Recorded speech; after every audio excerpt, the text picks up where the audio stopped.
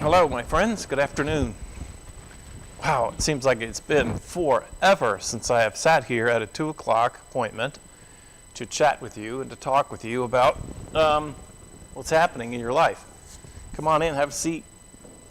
I wonder if you can imagine yourself, coming and sitting down here in my makeshift office. Happy New Year. I'm Pastor Lou Kilgore, and I am serving as the pastor here at the High Mountain Presbyterian Church, and checking out my new microphone. Yes, seems to be on. I'm hoping that you can hear me, and that everything is good.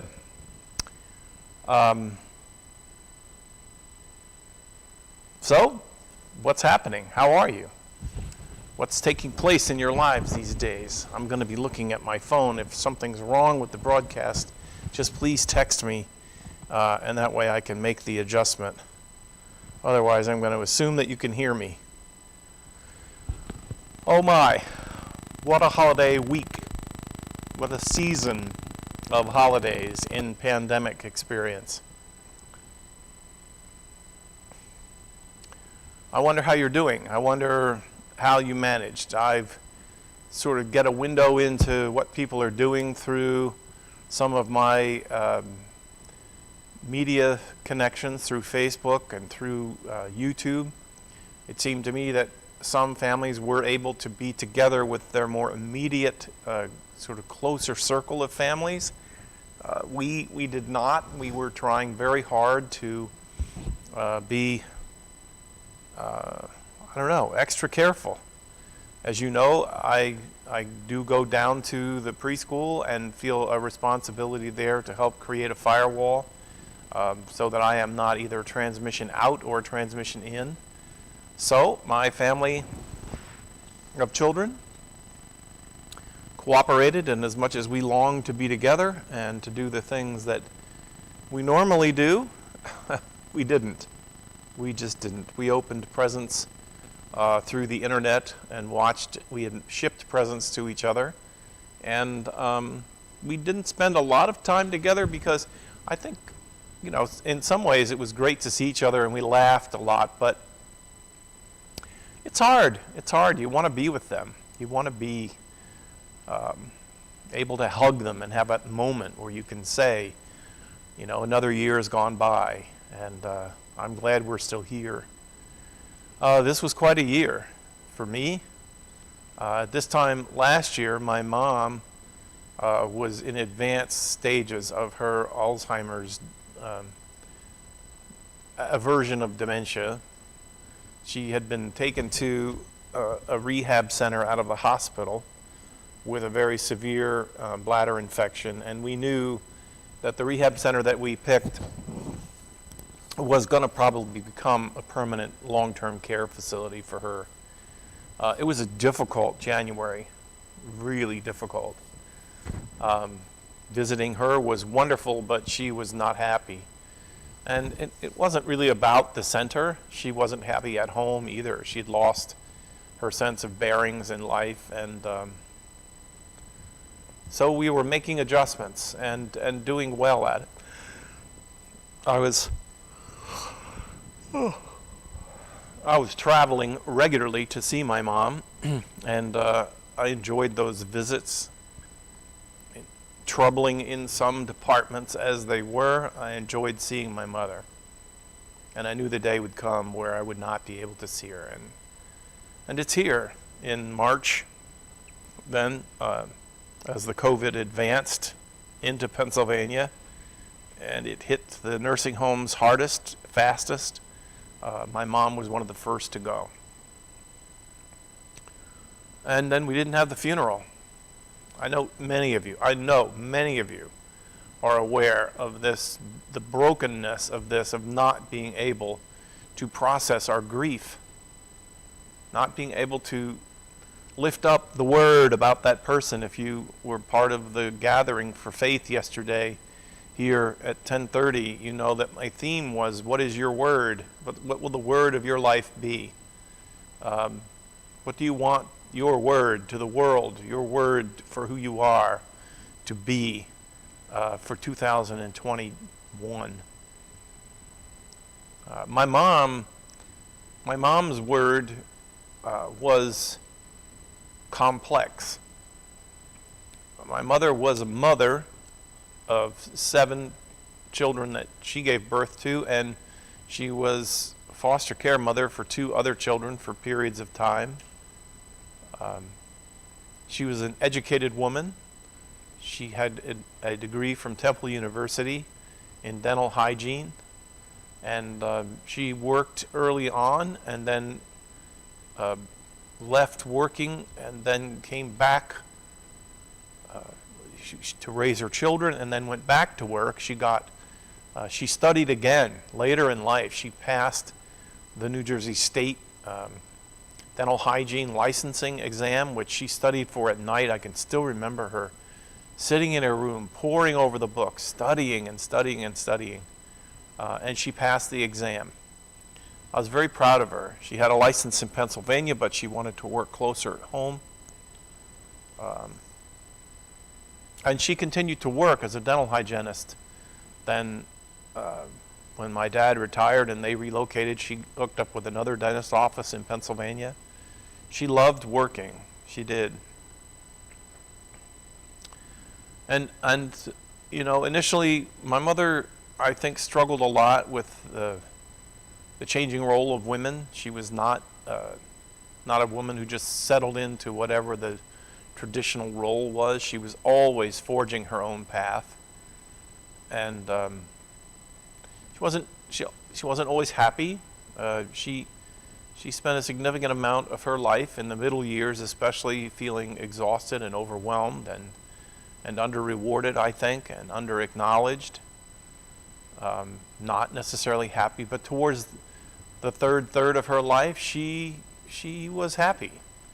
She made a determination regarding her faith and her life. And in 2021, we didn't get to tell that story of my mom at all. We carry it around, but until you share it with other people, you don't know what it is. So as I look back on the year 2020, there's a lot of unacknowledged and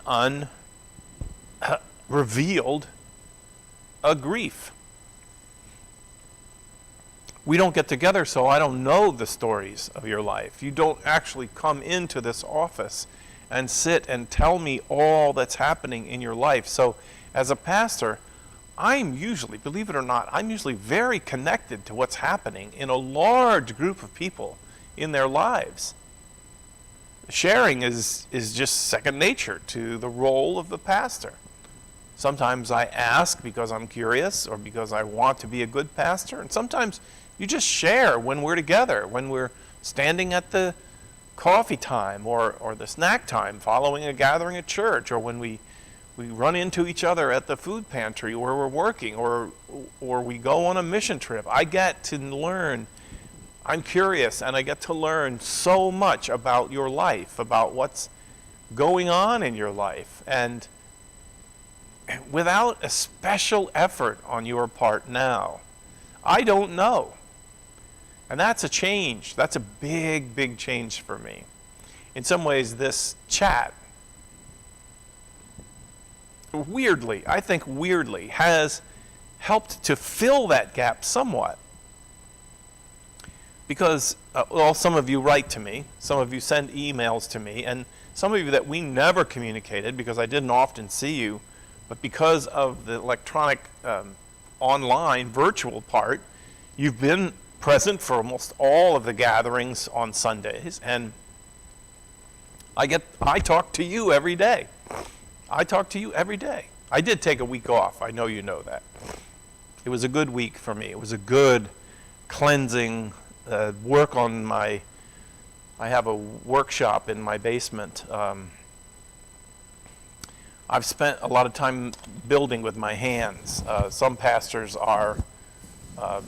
sit in the office and read and study books. I do that, but I have a 1 foot in each world. I have a full set of carpenter's tools, mechanics tools, and I like to fix things. I really like to fix things. I like to make things from time to time. So my week in between the 2 holidays I spent beginning to reorganize and clean up, and I love working in my shop. I just love it.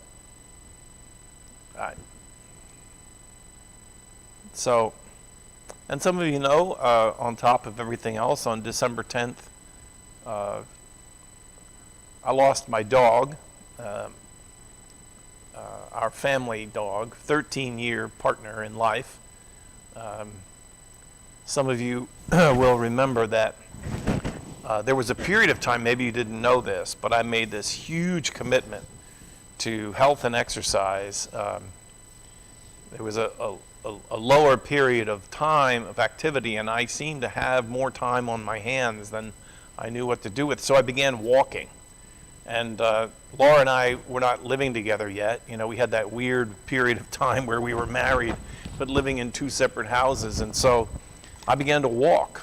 And I walked 8 miles a day. And that dog walked with me until he was not able to anymore. And I would start sometimes at 5:30 in the morning and walk till 7:30, 8 o'clock, 8:30. Traveled a lot of the roads around here and many of the trails. I hiked the high mountain trail. And that dog was my companion for that. There were different people who ended up friends, not members of the church, but friends who ended up walking with me for like episodes. And then things changed, and then I stopped walking. I stopped because my life came back together a lot with Laura living in the house, and wow, what a year. What a year to lose that dog. And he's a good friend, companion of my children, especially 3 of them. So I'm really happy. So many people have said this. I'm happy that 2020 is gone. I'm glad for the way we run our lives, and we set a boundary and we say, okay, let's draw a line in the sand here and call that the past and now call this something new. I like that. I think that's smart. I think it's so smart to set those kinds of boundaries and say, you know, let's let the past be the past, and then let's draw this line and say, hey, let's start something new. Let's do something new. When we were last together, we were deep into the themes of Advent and the journey of faith, trying to learn the lessons from going to the School of Christian Discipline, like the lectionary, the readings that are lined up Sunday after Sunday after Sunday are like going to Christian school. There's contained in them a way of presenting to you all that we believe, all that we claim we believe as a kind of a community of faith. It doesn't mean that everybody believes all these things, but it's a summary, a good lectionary, which is a lesson, an organized lesson plan for teaching and practicing the Christian faith. And New Year's Day is not part of our lectionary. It's not. We gave that over to, well, that's the outside world. In the inside world, our lectionary, our lesson plan on the life of Christ and how we're supposed to live and what do we believe has an end point, and that is on the last Sunday it's the Sunday of Christ the King. It's usually in November around Thanksgiving. And then we begin a new year. So the church year begins with Advent.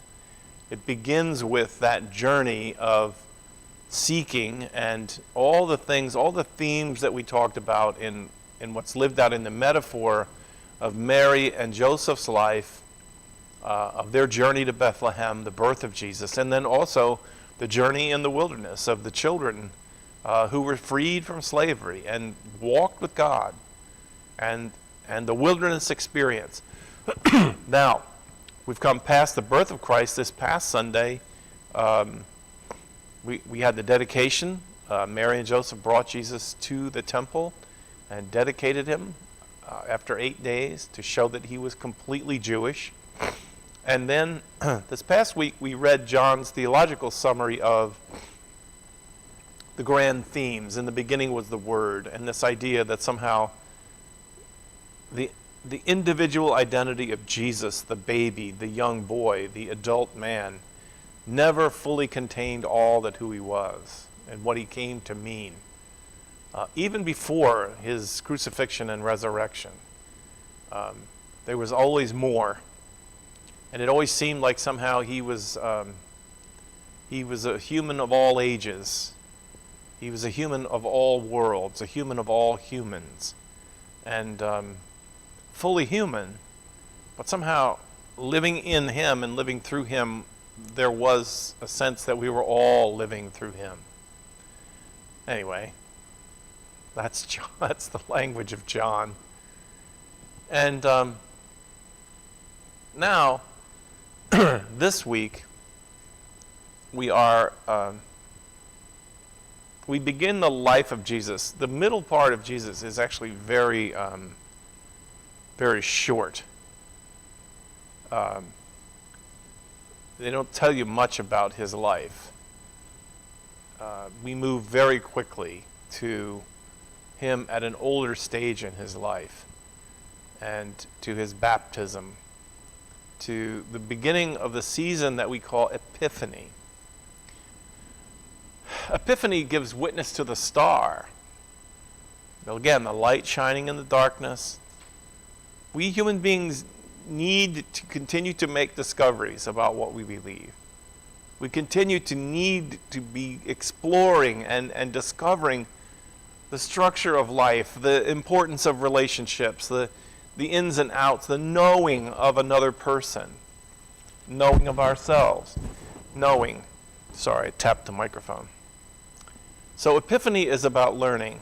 It's giving ourselves to a season of discovery, discovering new connections in the old lessons, discovering new ways that we can live out our faith. What does it really mean then for us to say, I am a follower of Jesus Christ. I am a disciple. I am a disciple of Jesus. And then thinking about what that means for our lives and how we practice our faith today. So we'll be talking about this over this week, throughout this week in these chats. I'll be continuing to ask you how you're doing. This is still going to be a very scary January and February. We may be in a new month, but we are also battling this pandemic, and we've never been here before. That's part of the problem. We've never been here before. And that's always true in our lives. Each new day, you've never been here before, but there are parts that we count on, that we do know and understand. And in this pandemic time, we do not know. I'm going to continue to pray for you that you will remain healthy and isolated from this disease. In New Jersey, we seem to be doing a pretty good job of taking care of each other and taking care of ourselves, and I hope that continues. We're past the holidays. We're past the big pressure to give in and be together and give in to our inclinations to hug and to kiss each other. Be safe above all else. It is dangerous out there. And I pray that you have the means to be able to be safe and still get food and water and shelter and have enough money to maintain your life until we can get back out there and do it again. So I talked about your emails to me. Please email me. Let me know. How was your holiday? I love when you write to me.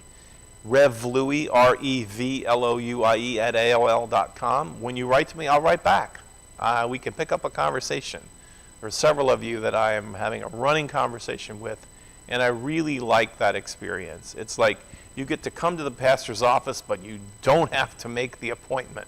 You just send it out to me, and I'll be happy to read and to pray for you and to walk with you through this new time. Happy birthday. Some of you I saw have birthdays during this period of time. Happy birthday to you. Some of you have new grandchildren, great-grandchildren, or children yourselves. Some of you are recovering from other kinds of illnesses, and I'm glad about that.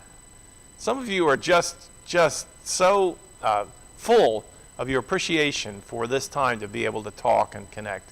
And I feel the same way. I feel the same way. So, God bless you, my friends. I will talk to you tomorrow. And I hope you'll be well until then. God bless you and keep you safe. See you tomorrow.